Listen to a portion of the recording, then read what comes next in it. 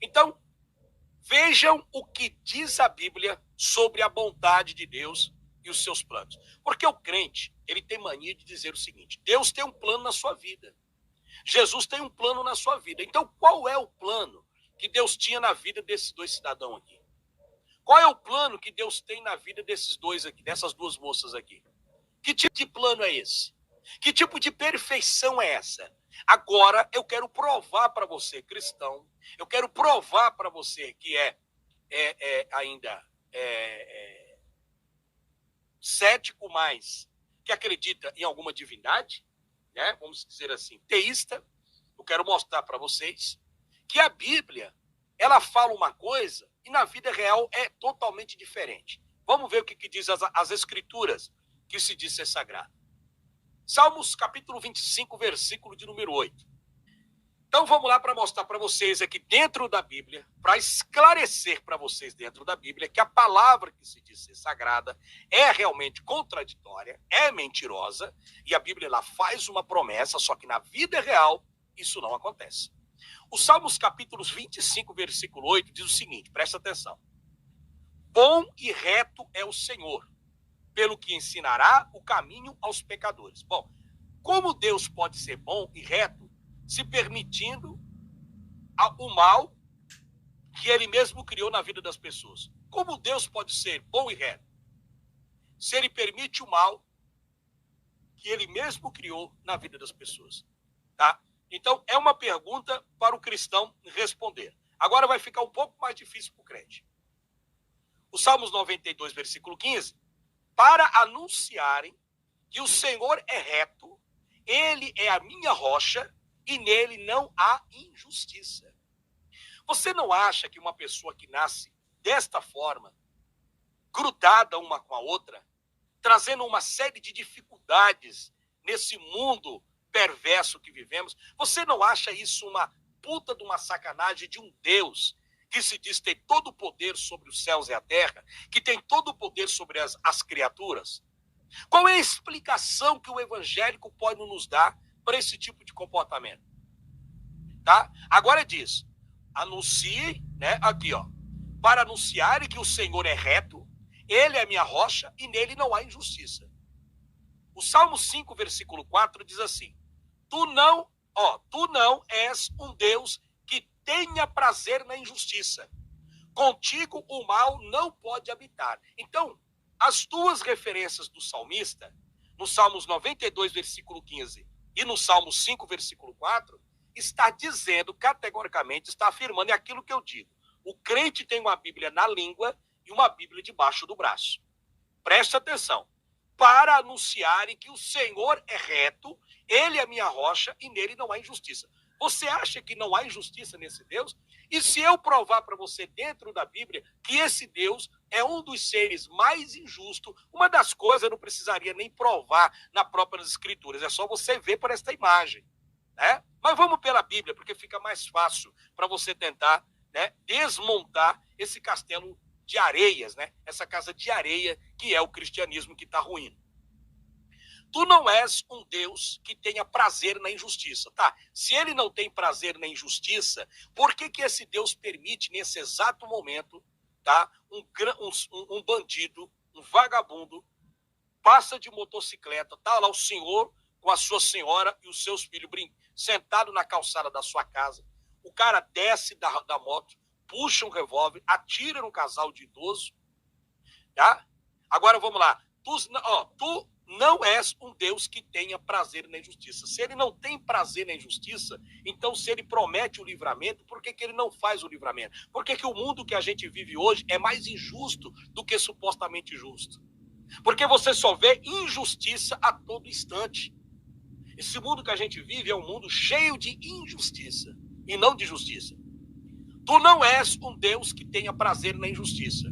Contigo o mal não pode habitar. O Salmos capítulo 5, versículo 4, está dizendo que o mal não pode habitar com Deus. Veja essa contradição. O mal não pode habitar com Deus. Grava aí. Salmos capítulo 5, versículo 4.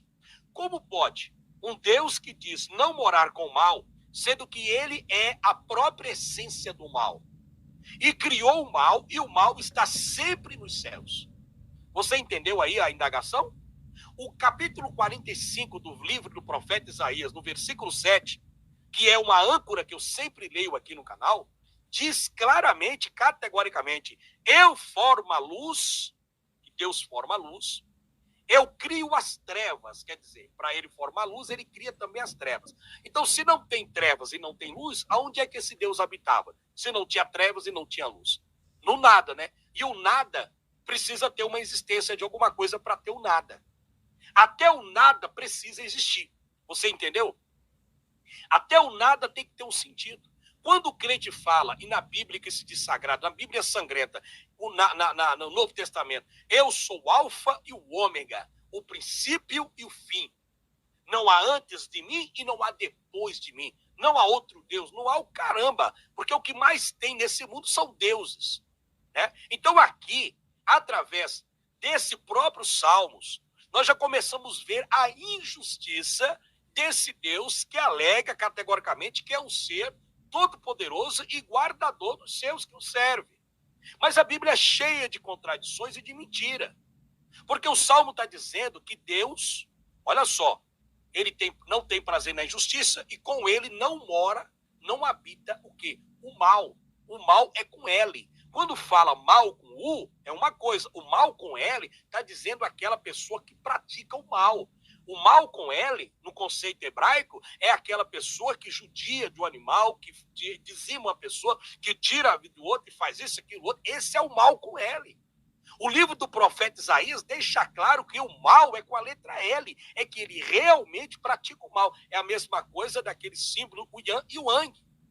O próprio Deus é bom e mal ao mesmo tempo. É por isso, na concepção judaica do Antigo Testamento, os hebreus do Antigo Testamento não acreditavam nesse diabo pregado pela Igreja Católica. Por quê? Porque para eles o mal era mandado pelo próprio Deus. É tanto que você vê isso em várias passagens de Levíticos, Deuteronômios, de Números. Você percebe-se as pragas desse Deus lançando sobre a humanidade. Você percebe uma série de injustiça da parte desse Deus concernente à humanidade. Então, o mal apresentado no livro de Isaías é exatamente o mal no conceito hebraico de praticar. Então, o crente pode até dizer o seguinte: não, esse mal é apenas no sentido alegórico, é apenas no sentido simbólico, isso não tem nada a ver que Deus pratica o mal. Simplesmente ele permite o mal. Peraí, mas se ele permite o mal, alguém precisou ter criado o mal. Você entendeu como é fácil de entender isso? É complexo para o cristão, para aquele que está liberto, não. Então, o Salmo 5, verso 4 é uma contradição. Tu não és um Deus que tem prazer na injustiça. Contigo o mal não pode habitar. Como que o mal não pode habitar?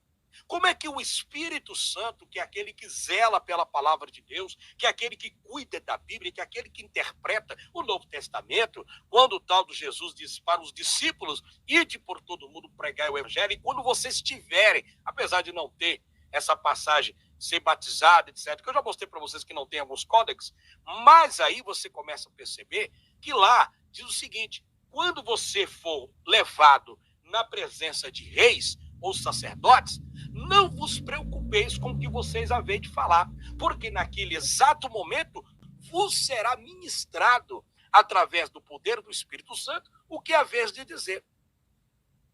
Ele vos fará lembrar.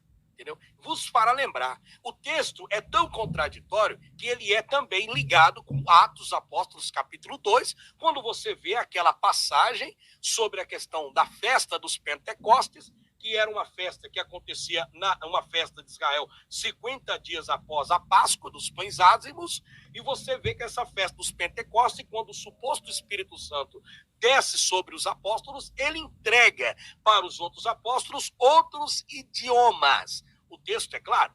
Então, se eles têm o poder de falar em outros idiomas, eu desafio qualquer missionário, qualquer missionária, qualquer pessoa que está me ouvindo aqui nesta noite, nesse humilde canal, para tentar mostrar para vocês que se você tentar acreditar no Espírito Santo e sair da tua casa e tentar entrar em um país, Estados Unidos, Coreia do Norte, Coreia do Sul, China, Japão ou qualquer lugar da União Soviética, seja lá o que for, qualquer lugar, se você não tiver uma preparação, uma escola, um curso de inglês, de falar europeu, enfim, japonês, você vai se ferrar. Porque nenhum Espírito Santo vai te dar nenhum tipo de idioma. E o mais interessante, que também Atos dos Apóstolos é contraditório, quando Jesus disse, ide para todo mundo pregar o evangelho. Como que você vai em todo mundo pregar o evangelho se você não conhece o idioma daquele país? Porque a Bíblia, ela é formada da maioria dos apóstolos, não existiu, tá, pessoal? Não há registro histórico verdadeiro sobre isso, mas você observa que quando Jesus diz, ide por todo mundo e pregai o evangelho a toda criatura, tá certo? Como que você vai pregar o evangelho se você não conhece o idioma daquele país? Como que você vai pegar um voo do Brasil e vai para um país onde você não sabe falar absolutamente nada daquele idioma? Aí é onde o cristão missionário tem que confiar no tal do Espírito Santo. Se você não confiar nele, você está indo contra a Bíblia. Por quê? Porque a Bíblia diz que a fé remove montanhas. Na realidade, remove neurônios, né? Eu já tenho falado disso aqui desde 2014, sobre a fé que remove os neurônios. E o mais interessante disso tudo aí é que, se você colocar a tua confiança em Deus e for lá no Japão, na Coreia do Norte, tentar falar de Jesus, os caras não vão entender. Por que não vai entender? Porque você só está falando português.